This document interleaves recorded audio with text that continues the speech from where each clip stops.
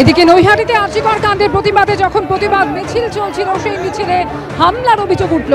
মিছিল চলাকালীন কিছু দুষ্কৃতী সেই মিছিলের মধ্যে ঢুকে হামলা চালায় বলে অভিযোগ। मेरा सफेद तुरंत खुले, भरपूर झाग दे और इसकी स्मार्ट साइंस दे स्मार्ट केयर और फ्रेशनेस। मेरी चॉइस मेरा सफेद। মিছিলে বাধা, মারধর, মাইকের তার ছিঁড়ে দেওয়ার অভিযোগ উঠছে।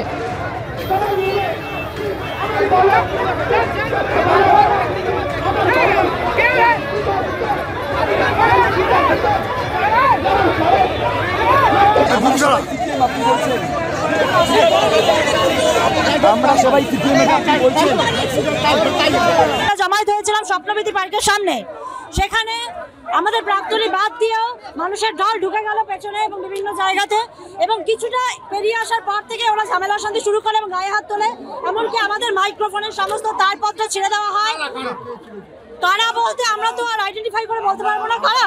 আমরা ন্যায্য বিচার চেয়েছি, আমরা জাস্টিস ফর আরজিকর চেয়েছি। আমরা কোনো নির্দিষ্ট কোনো রাজনৈতিক তকমা লাগানো দলের বিরুদ্ধে কোনো স্লোগান দিইনি, প্রশাসনের বিরুদ্ধে কোনো স্লোগান দিইনি।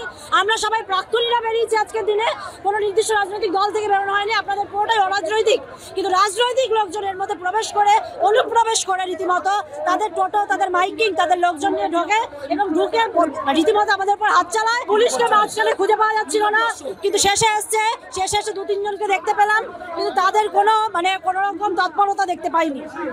এবং পুলিশের তৎপরতা থাকলে এই সমস্যাটা হতো না আশা করি। এটাতে নতুন কি আছে?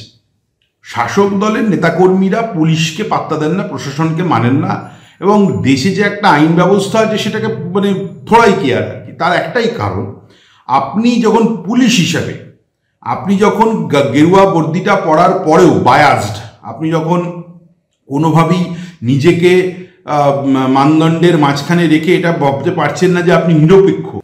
আমার কথা হচ্ছে যে ক্যান্সার হোক না হোক, প্রথম কথা সে একজন মহিলা, আমার মায়ের সমান।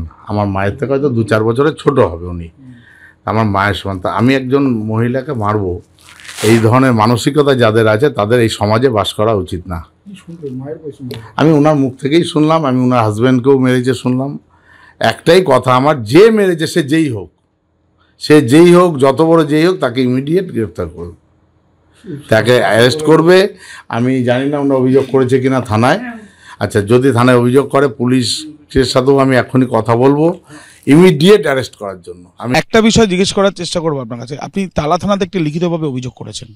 আমি তালা থানায় লিখিতভাবে অভিযোগ করেছি। আমাকে গত কিছুদিন থেকেই কলেজের কিছু বহিরাগত আছে, যারা এই কলেজের এখন পার্ট না, কলেজ থেকে পাস আউট হয়ে গেছে, আর কিছু ওর সাথে যুক্ত হয়েছে অবাঙালি, যারা আমাদের বাংলার লোক কিভাবে বিনা চিকিৎসায় মারা যাচ্ছে, গ্রামের লোক কিভাবে বিনা চিকিৎসায় পড়ে আছে, ওরা দেখতে দেখার ওদের মানসিকতা নেই। কিন্তু ওরা আমাকে বিভিন্নভাবে, কারণ আমি শাসক দলের সঙ্গে একটু যুক্ত ছিলাম আর এখনও আছি আর থাকবো বলে, ওরা আমাকে বরাবরই আক্রমণ করতো। তো কিছুদিন থেকে আমার উপরে আক্রমণটা বেড়ে গেছে। কিন্তু আমি আমার দিদির বিচারের জন্য আমি যেভাবে প্রথম দিন থেকে দাঁড়িয়েছিলাম শেষ পর্যন্ত আজও দাঁড়িয়ে আছি এবং দাঁড়িয়ে থাকবো। এবং সিবিআইকেও আমি আমার তদন্তে সহযোগিতা করেছি। তারপরে কলেজে সিআইএসএফ দেওয়া হয়েছে। সিআইএসএফ দেওয়া সত্ত্বেও গত 4 সেপ্টেম্বর আমার রুমে ঢুকে কিছু বহিরাগত কলেজ থেকে যারা পাস আউট হয়ে গেছে, তাদের নামটা আমি নিচ্ছি না তদন্তের স্বার্থে। আমার যেখানে যেখানে জানানোর, সিবিআই থেকে শুরু করে সিআইএসএফের হেডকোয়ার্টার থেকে শুরু করে পুলিশ, আমি সব জায়গায় জানিয়েছি এবং তারা আমাকে আশ্বস্ত করেছেন যে হ্যাঁ, এই ঘটনার উপযুক্ত ব্যবস্থা নেবেন। তারা আমার রুমে তালা মারা ছিল, তারা আমার রুম ভেঙে আমার প্রত্যেকটা জিনিস তছনছ করে দিয়েছে।